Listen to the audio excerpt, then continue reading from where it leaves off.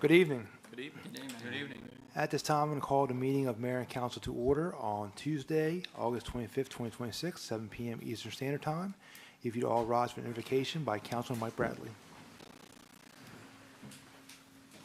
Dear Heavenly Father, Lord and our Master, thank you for this beautiful day and every day you have given us. Thank you for the people gathered in this room, all focused on the same goal, the betterment of our community for its residents and for future generations. Please continue to give us faith, wisdom, courage, and strength to perform these tasks. In Jesus' name we pray. Amen. If you remain standing for Pledge of Allegiance. I pledge allegiance to the flag of the United States of America and to the republic for which it stands, one nation, under God, indivisible, with liberty and justice for all. You may be seated.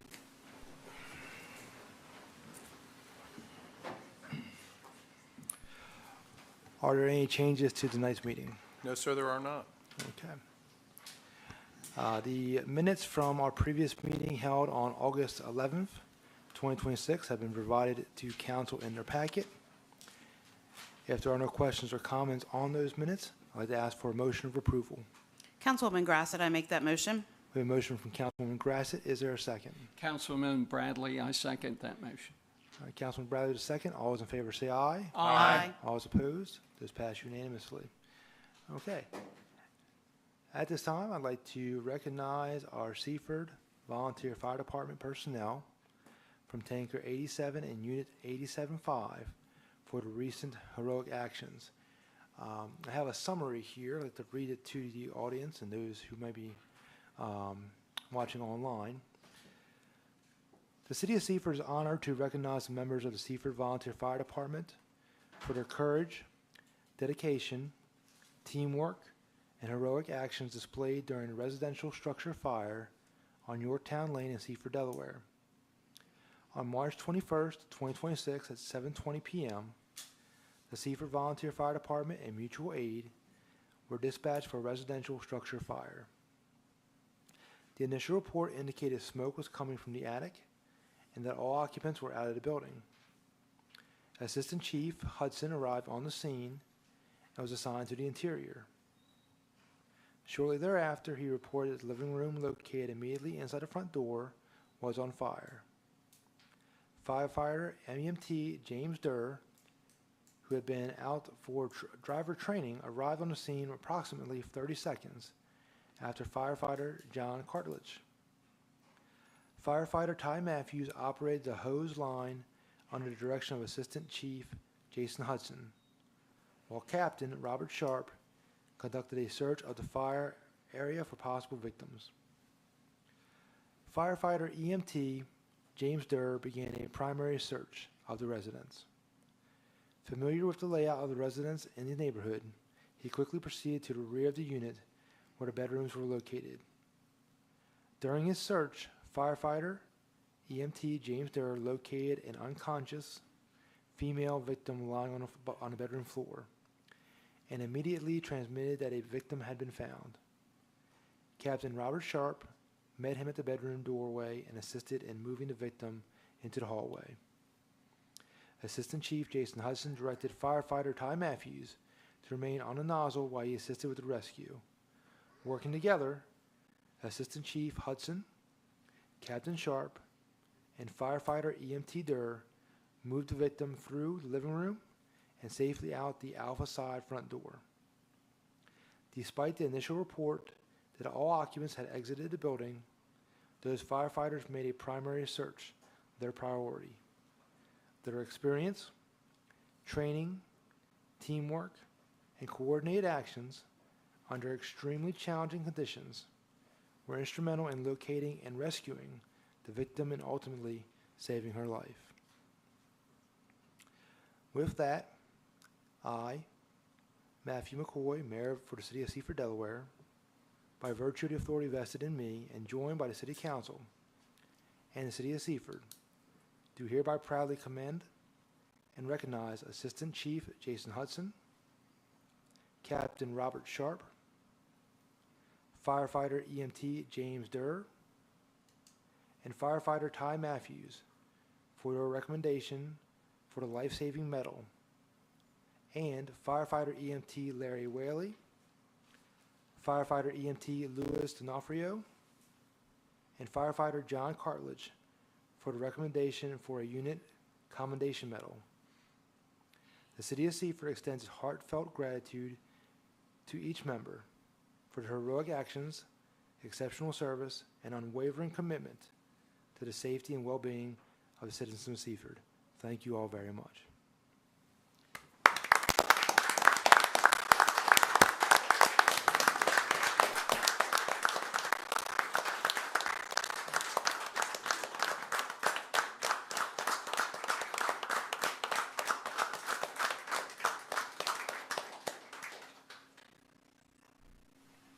At this time, if you wouldn't mind coming forward, we do have individual recognition for you gentlemen. Assistant Chief Jason Hudson.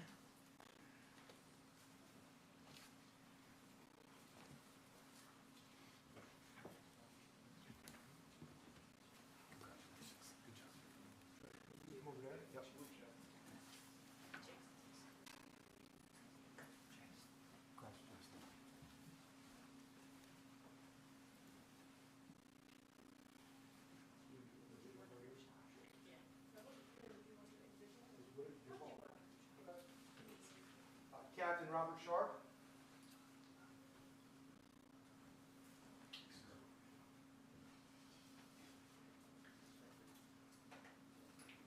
Firefighter Ty Matthews. We got to get you to start that and walk the line.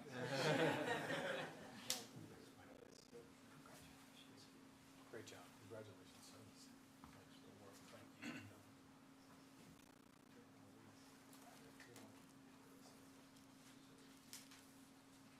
Firefighter EMT Larry Whaley.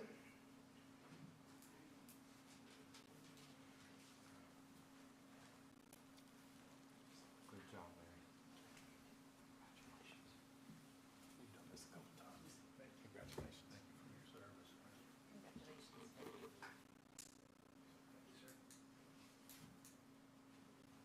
Firefighter John Cartledge.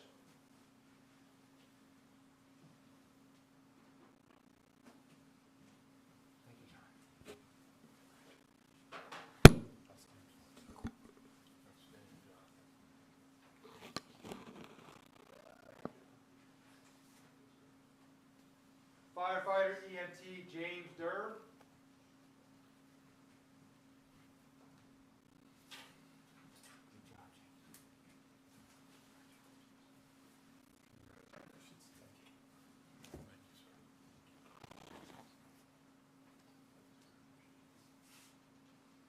And firefighter EMT Louis D'Onofrio.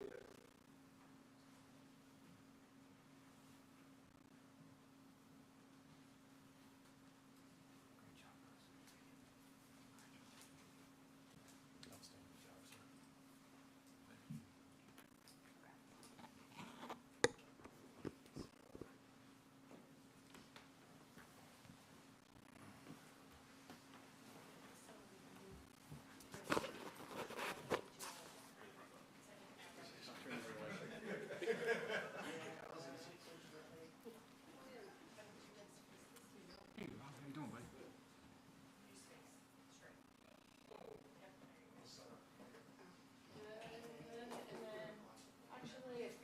Don't look so tall, Hudson. Yeah, that's perfect. Head and shoulders. Yeah,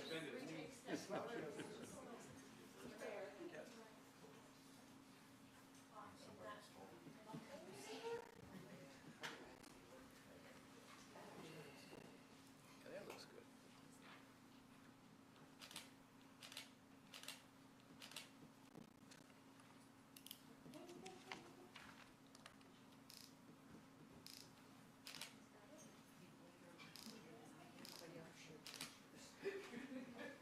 Are you good?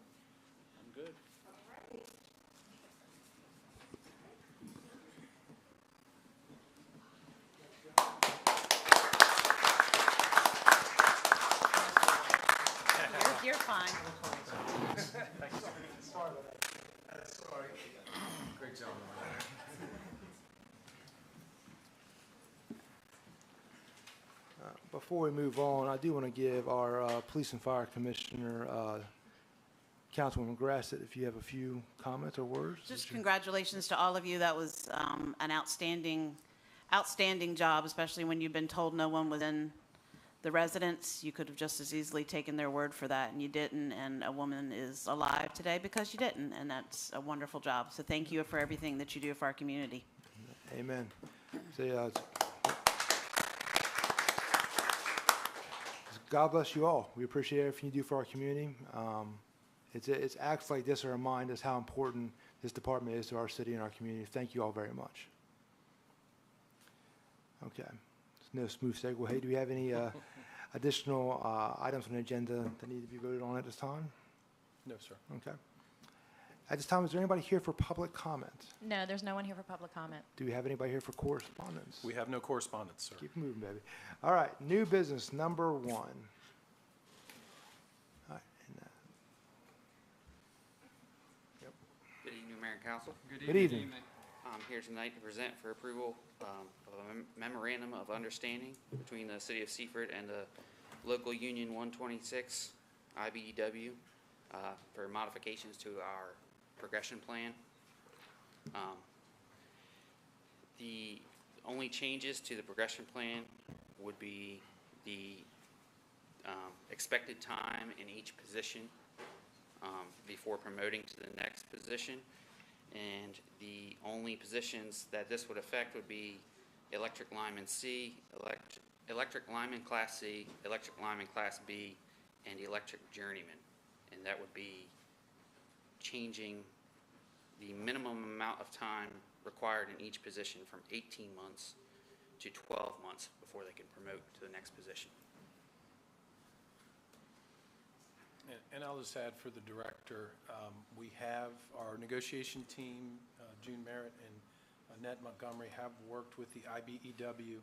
They are in agreement with these changes, so should council decide to approve this on the director's recommendation this evening, we would get that over to the IBEW, have that signed, and it would become part of our CBA, our collective bargaining agreement with the IBEW.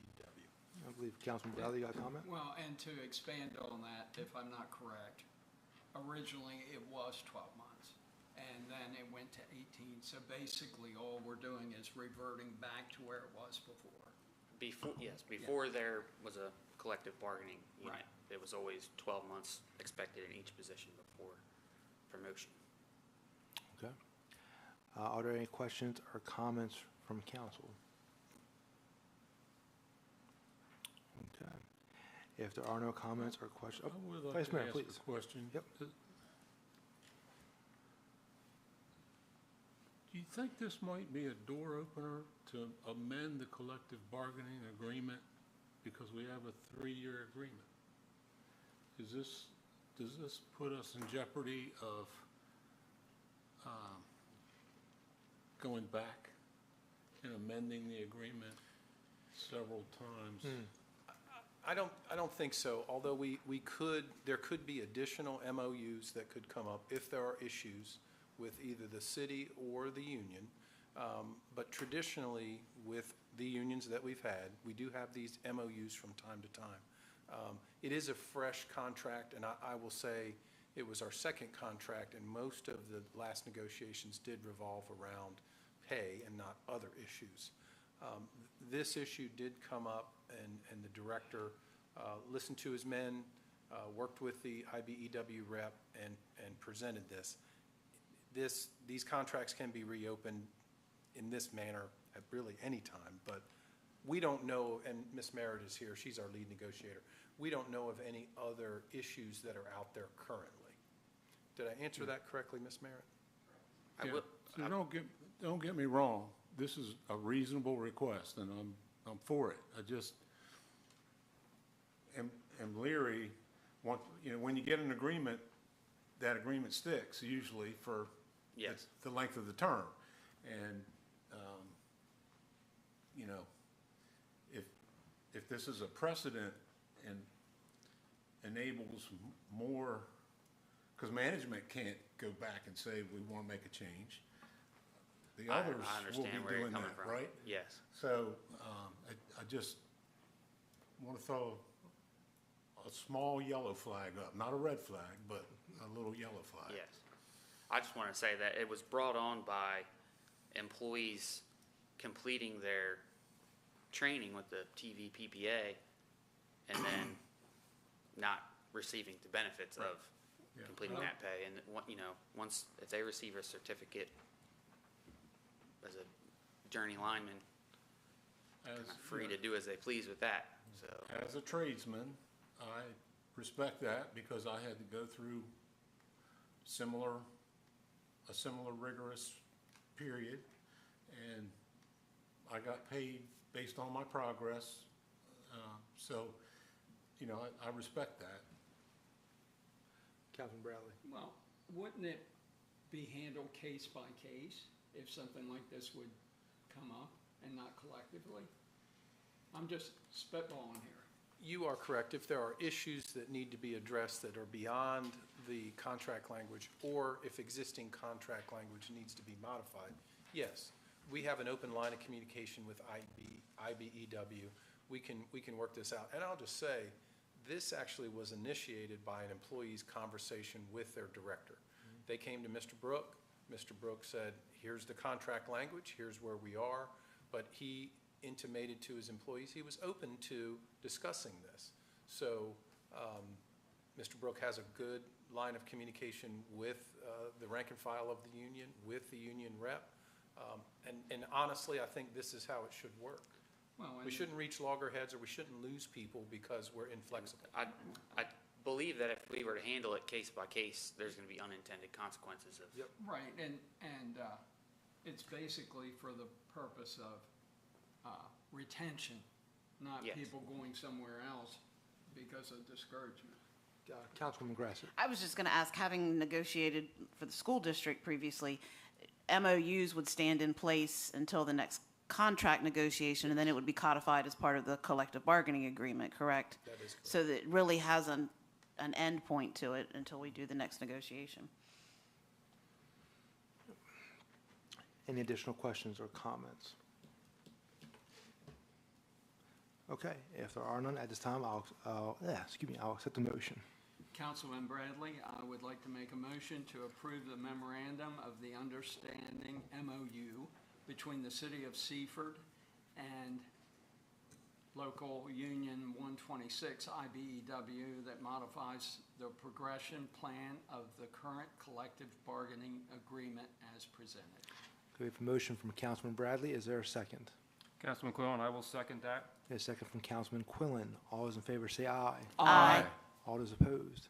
Passed unanimously. Thank you, Director Brooke. All right, thank you. All right, on to new business number 2. Okay, so new business number 2, we're going to present for approval an annexation committee report for an annexation request from Mr. Andrew Chubb for annexing Sussex County Tax Map and Parcel 531, 10.00, Parcel 223.00. That property is located at 2335 Atlanta Road. It's just on the east side of Atlanta Road, about 135 feet north of Crossgate Drive. And before I go into the information, I would just like to introduce Mr. Edwin Tenefos, who is here. He's with SiteWorks Engineering. He has submitted some of the drawings and information and worked with the city to help the property owner get this annexation request in front of City Council. Mr. Tenefos is here to answer any questions that the council may have after the presentation. So the annexation request that came in does identify this property. Mr. Andrew Chubb does own it, and he cites his reason for requesting annexation is to receive city utilities. In addition, that annexation request a zoning of low-density R1 residential zoning in the city of Seaford, under the Seaford zoning ordinance. So if you would advance for me, thank you. This is the survey drawing that was prepared by SiteWorks Engineering. This property you see there across the right-hand side of the page, that's Atlanta Road, and then bordering the property on the bottom of the page on the north side would be Brighton Drive, which goes directly into the Bel Air development. This property is approximately 2.49 acres, and currently it isn't, obviously it's not annexed, but it currently has a house on it and some other outbuildings on the property that are in kind of various stages of current use and dilapidation.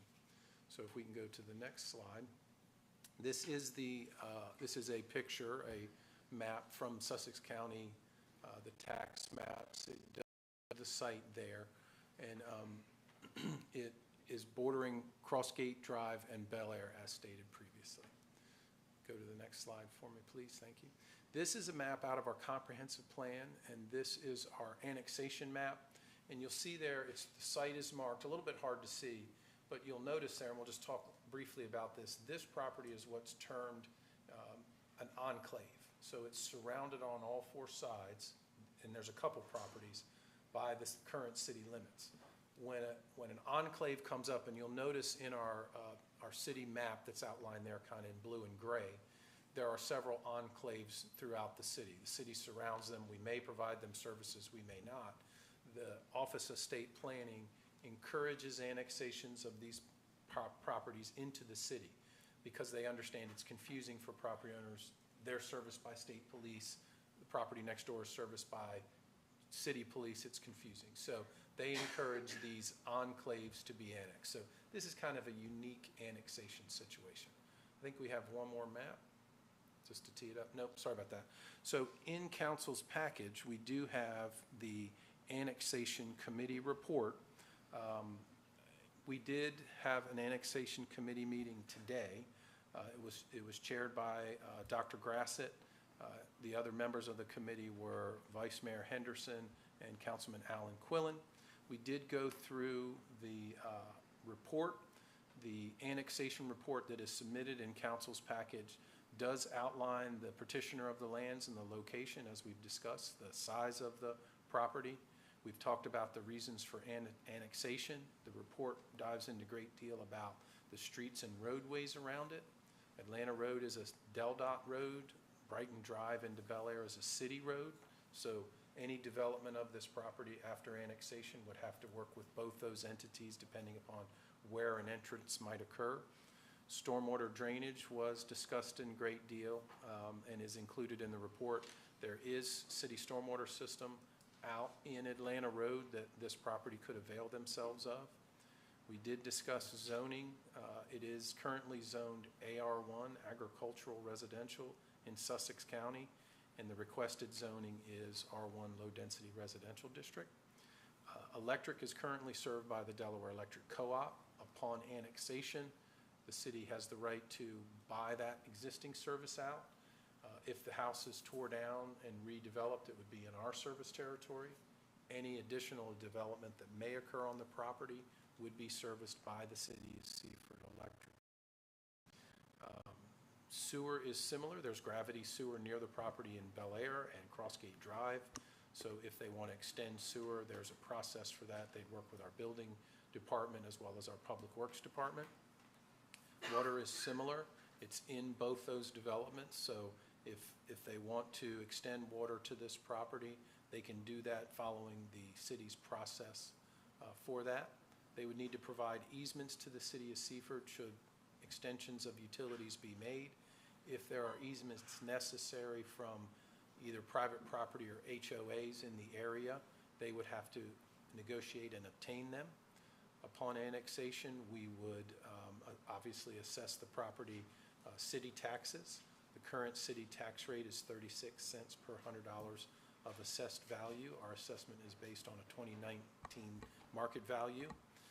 We talked a little bit about the comprehensive plan, and it does describe this property in the town center district, and it is in our annexation area. So this is in compliance with the comprehensive plan. The annexation report lays out advantages to the city, disadvantages to the city, as well as advantages and disadvantages to the area proposed for annexation. And I'll just point out that we did submit the plan of services for this property. Mr. Tenefoss helped us complete that. And we do have a letter from Dorothy Morris, principal planner with the Delaware Office of State Planning. And she states this letter is to confirm that we have received and accepted the completed plan of services for the above referenced annexation.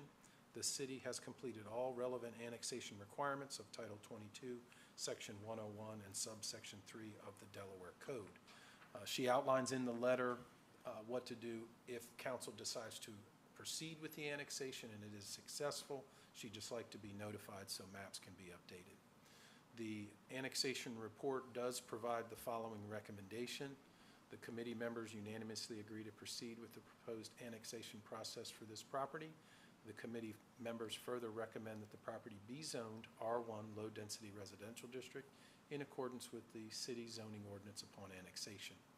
It outlines the need for a public hearing to fully explain what this area is being proposed to be annexed into the city of Seaford, and it's part of the Land Use Planning Act, and the Plan of Services information will be submitted as stated. So that public hearing will occur in late September or October, depending upon advertising. I will also just read the disclaimer that accompanies the annexation report, and it states the annexation committee reviews solely the annexation of lands into the territorial limits of the city of Seaford. They do not review projects for any endorsement as part of the annexation process. Any project that may be presented for the land once they are annexed into the city of Seaford will follow the normal process for development, including planning and zoning and council public hearings to allow the public an opportunity to comment on any proposed project. It is signed by the members of the annexation committee. Dr. Grassett, you were the chairman. Did I miss anything, or? You did not. The only thing I would want to add is one thing that we did bring up, actually Councilman Henderson brought up, is that currently the land would not meet our standards as far as the city is concerned. And we did discuss that they would be working with our city code department to make sure that whatever happens to the land, that it meets our code sooner rather than later. And again, we're not here to talk about or speculate on what they might do with the land. It's just whether we're going to annex it into the city, and we all agreed that it should be. That's all I have, sir. All right. Are there any questions or comments on new business number 2? If there are none at this time, I'll accept the motion. Mr. Mayor, I make a motion to approve the annexation committee report for the annexation request from Andrew Trupp for annexing task map and parcel 531-10.00-223.00, located at 23359 Atlanta Road on the east side of Atlanta Road, approximately 135 feet north of Crossgate Drive, Seaford, Delaware, 19973, as presented. All right, we have a motion from Vice Mayor Dan Henderson. Is there a second? Councilwoman Grassett, I second the motion. Second from Councilwoman Grassett. All those in favor say aye. Aye. All those opposed. Passes unanimously. Do we have any old business? No, sir, we do not. Okay. I'm going to move over to the reminder of meetings. Just a couple this time. Friday Night Live is September 4th from 5 to 8 p.m. in the grass lot here behind City Hall. And then we've got another one, Nutter Park Prevention Hub. There's a kickoff event this Saturday, August 24th at 12:30. I know most of council is aware of it and is planning on attending, so hope to see you there. Yes, sir. Could I remind everyone that there is a SCAT meeting in Milford? September 4th. First, is it second? It's the first Wednesday. First Wednesday. Second. Second. Sorry. September 2nd. Yeah, 9/2. Thank you. I didn't have that. All right. Thank you very much. At this time, we're going to move on to our liaison reports. We're going to begin with police and fire, and Councilwoman Stephanie Grassett. Again, as I announced at the last meeting, we are going to forego doing both fire and police at meetings. We are going to kind of do every other, and at the last meeting, I did a comprehensive report from the fire company, and today I have one from our police department. It's about 10 pages long, lots of really good data, and it's available on the website or on these minutes if you were interested in finding out specifics.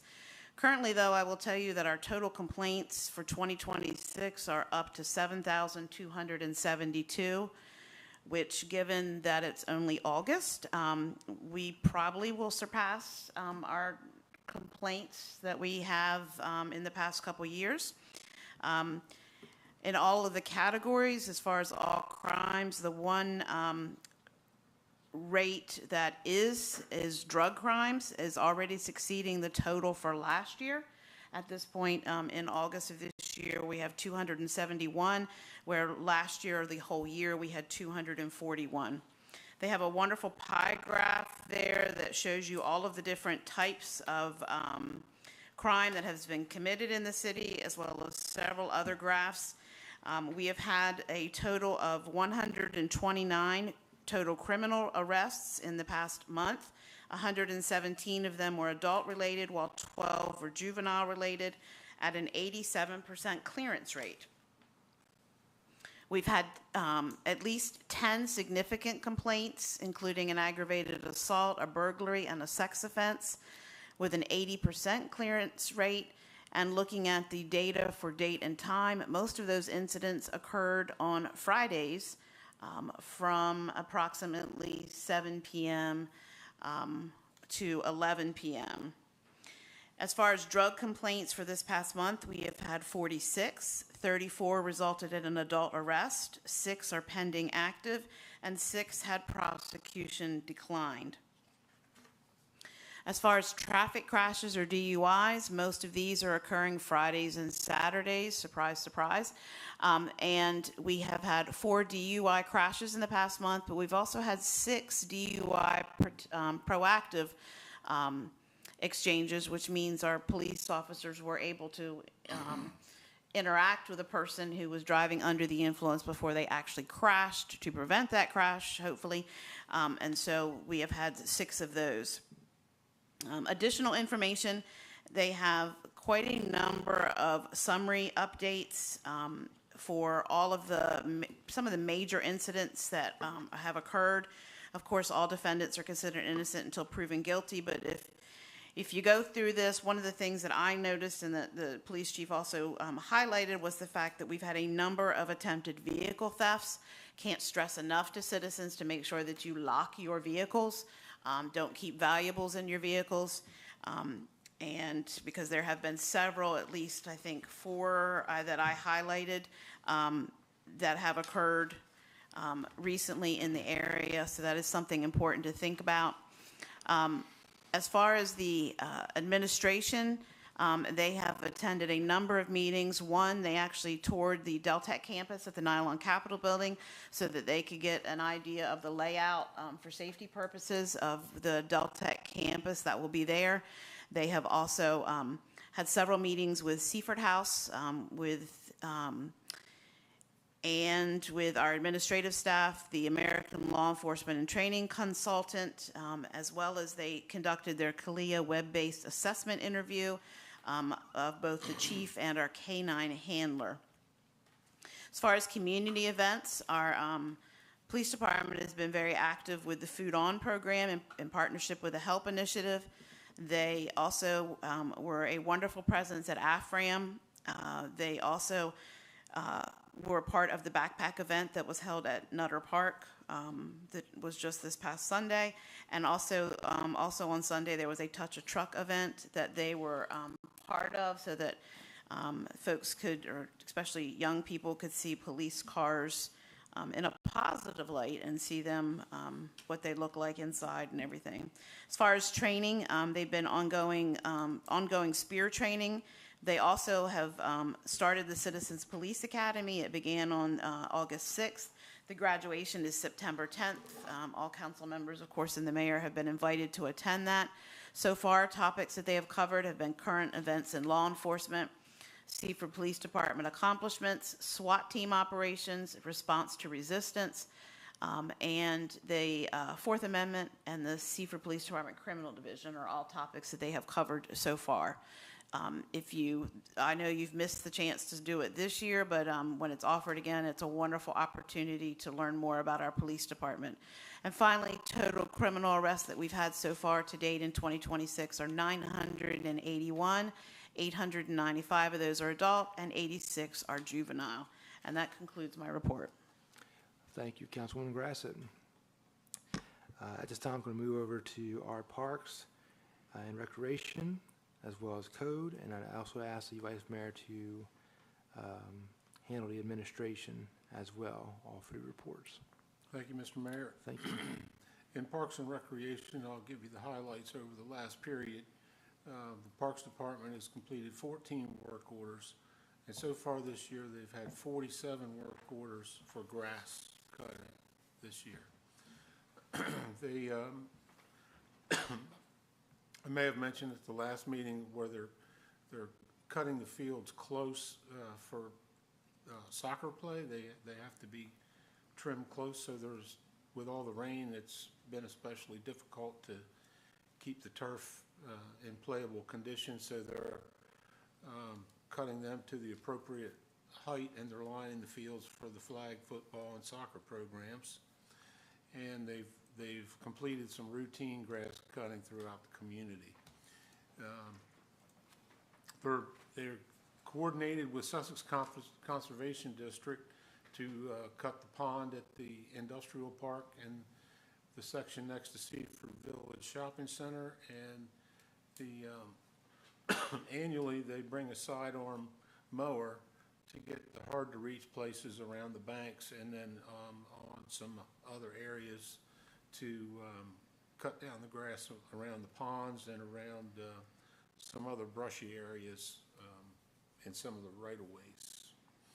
The Sussex Conservation District completed 2 of the 3 biopond riprap replacements. I saw them working on one of them today, and I think it's on its way to being completed.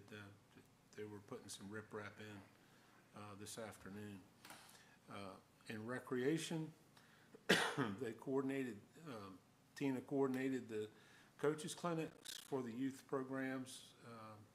That was on August 20th, and yesterday, August 20th for soccer, and yesterday for flag football. She completed ordering all the uniforms and received and organized and packaged all the uniforms and distributed to the soccer coaches last week. And the flag football teams received their uniforms and accessories on the 24th, yesterday. So they also started working on the game schedules for the youth soccer and youth flag football leagues. I think I may have mentioned that they had 6 slow pitch teams last year or signed up, but for some reason 2 of them fell off, and there are 4 teams for the adult slow pitch league this year. They will have a full season, and they're hoping to get recover a couple of teams for next year. As far as Superintendent Hickey goes, she assisted Tina with the uniforms, and she's actually was in contact with DENREC regarding the fishing pier closure at the boat ramp, and she advertised that out to the public on social media and tried to get a feel from DENREC, their Division of Fish and Wildlife, regarding the repair schedule or the repair or the replacement schedule. That's still up in the air. She received and reviewed quotes for the Riverview Park roof replacement, and she's made contact with the contractor to schedule the work. That'll be a needed improvement. I don't know if you've seen that condition of that roof down there next to the boat ramp, but it sorely needed replacing, and I appreciate the administration and Katie for stepping up and getting this done. As a result of the fishing pier being closed, the activity will move east, so that pavilion's going to get a lot more use.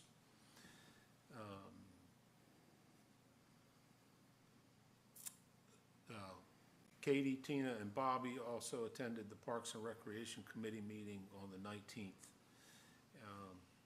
And she also attended the Seaford Tomorrow monthly meeting and assisted Seaford Tomorrow with their Friday Night Live event last Friday night.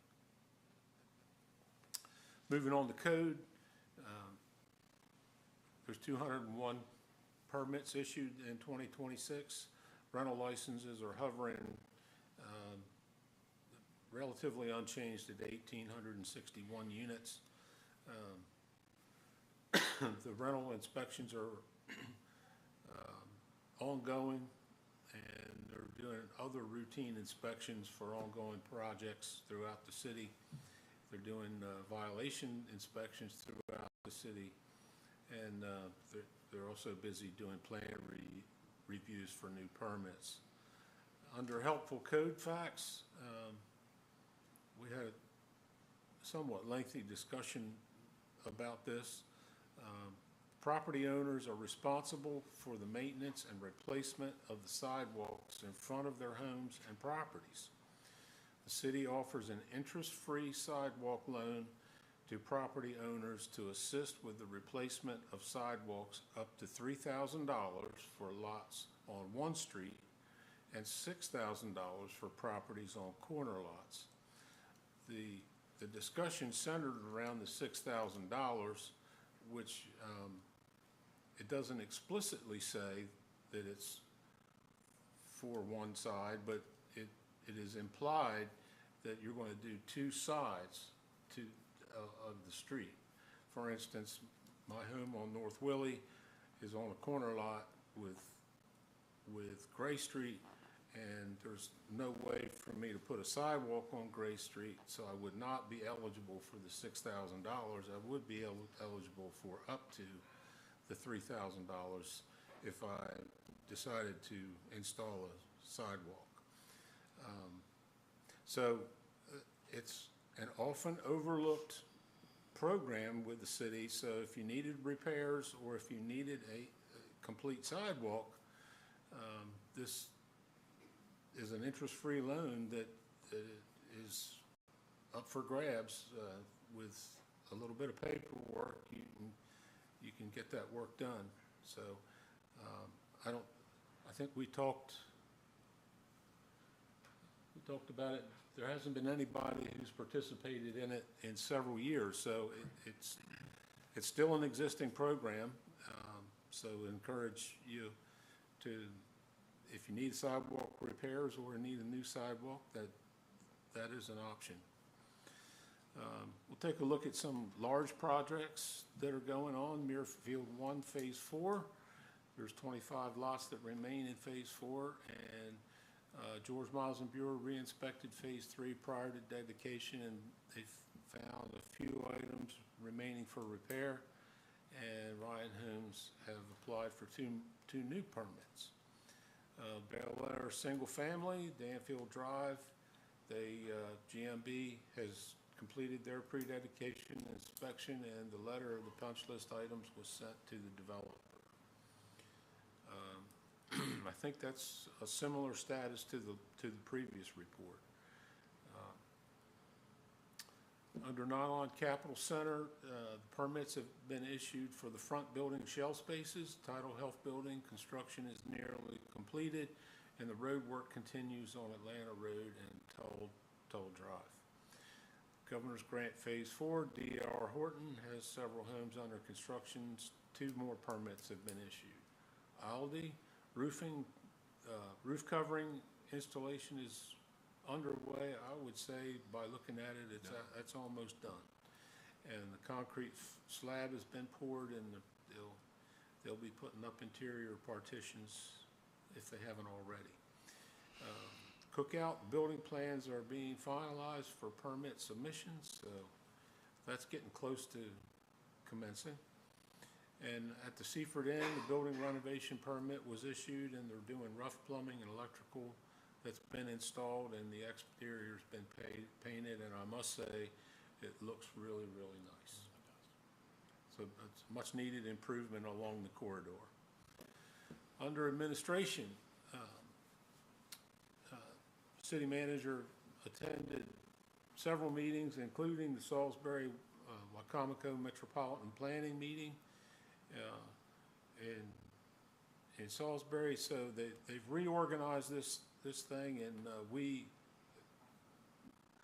after the upcoming census, we may be out of this metropolitan, the Salisbury-Wacomico metropolitan planning area and put into another area.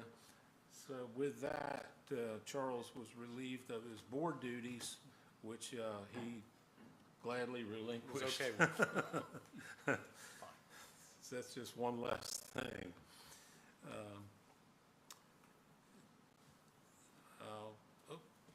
Oh my goodness. All right, We'll use this one. hang on. I'll be right there, right with you.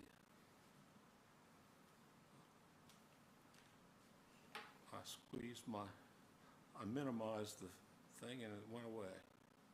Here we go. Back. Okay.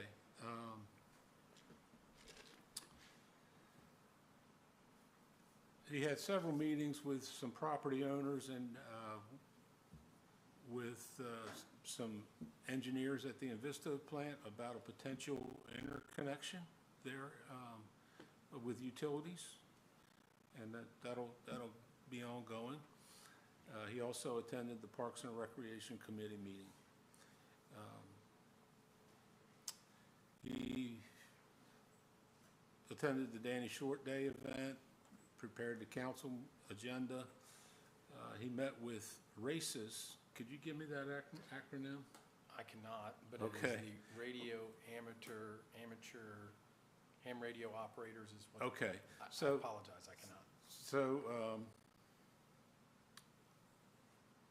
this gentleman is also on the Emergency Preparedness Yes, sir, he is. Committee. So he was setting up, or he worked with them to set up antenna to communicate by radio in case of an emergency from City Hall.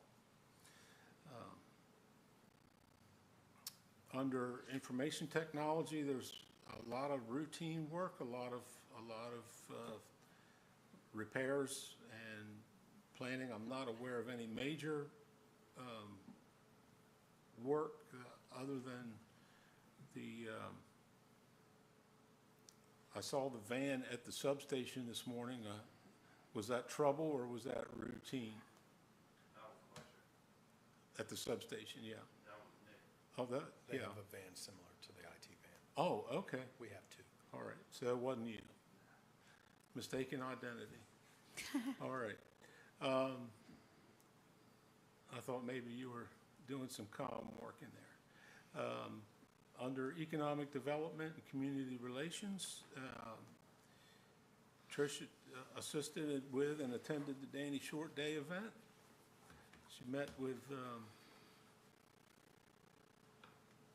She met with Jack Riddle and a developer regarding growth on Sussex Highway, and coordinated, facilitated the all-employee departmental photos.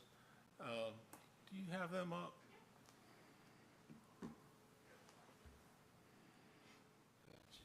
Thanks.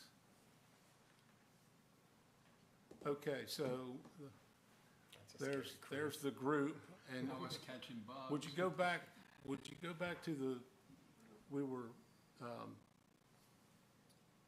that is quite a nice shop. I hope you can zoom in and crop it a little bit more so at some point before it gets published, because there's a lot of green in it. But, and it makes like Charles had said, it makes the group look small. There's, 70 people in there? It probably Seven. slightly more. A few Yeah. people were gone, but yeah. the So same- almost the whole city, maybe 80 people there, and it's kind of far away. But it was nice to see, I mean, I know it's terribly complex to get all these people together for that amount of time, and I'm grateful to you for getting it pulled off. And that photo gives you no idea how wet the grass was that day. I was going to say, the grass Yeah, is it awfully was, short there, doesn't it? It is very green because it was very wet. It was indeed. So, Beautiful site, though. yeah, it's very, very nice backdrop.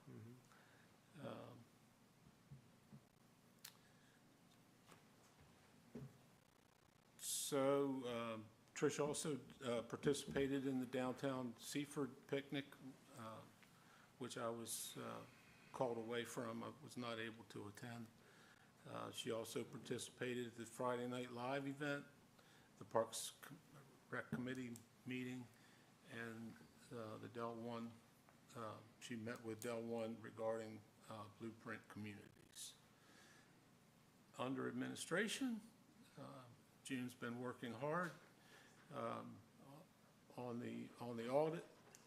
You might see her car here for many hours after work, so it takes a lot of work to get prepared for the audit. I appreciate her efforts there. She also worked on the wastewater treatment facility expansion project reimbursement requests. So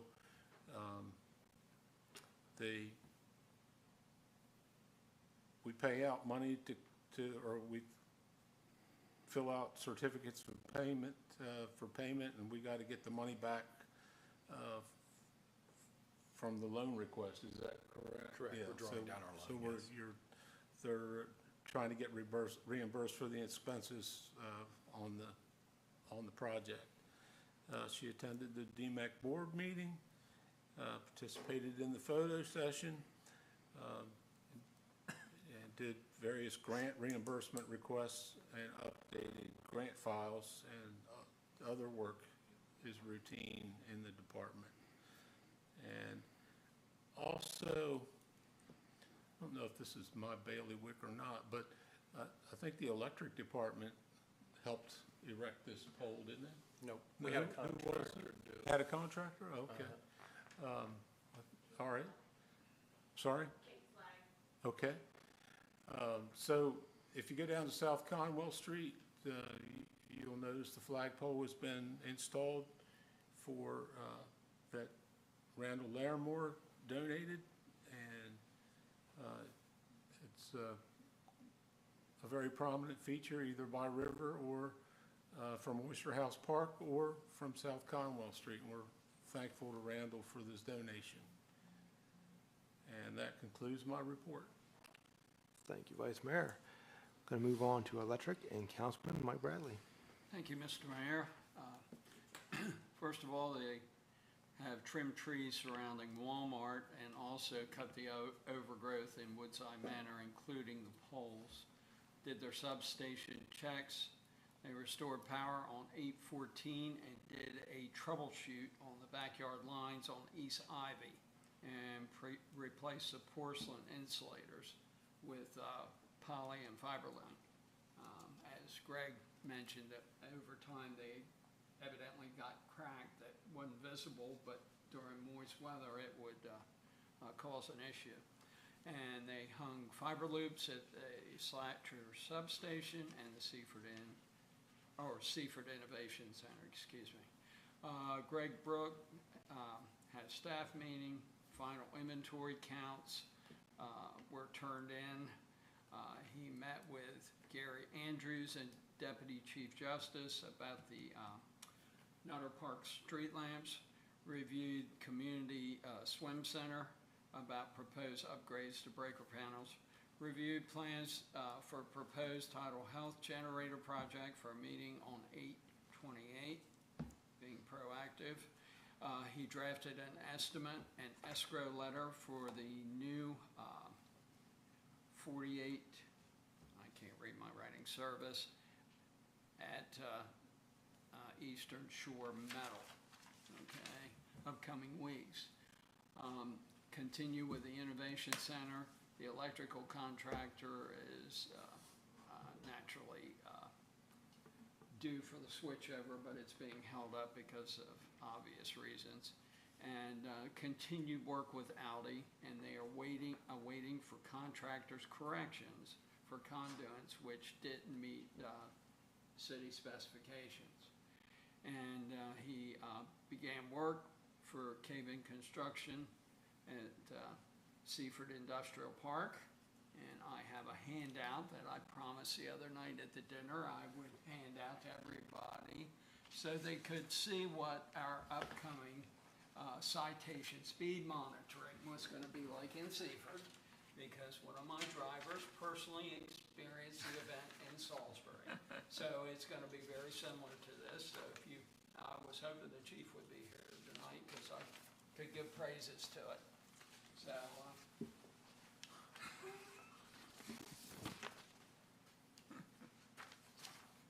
granted, I enjoy my employees doing things in a timely manner, but there are a lot of speed cameras in Salisbury.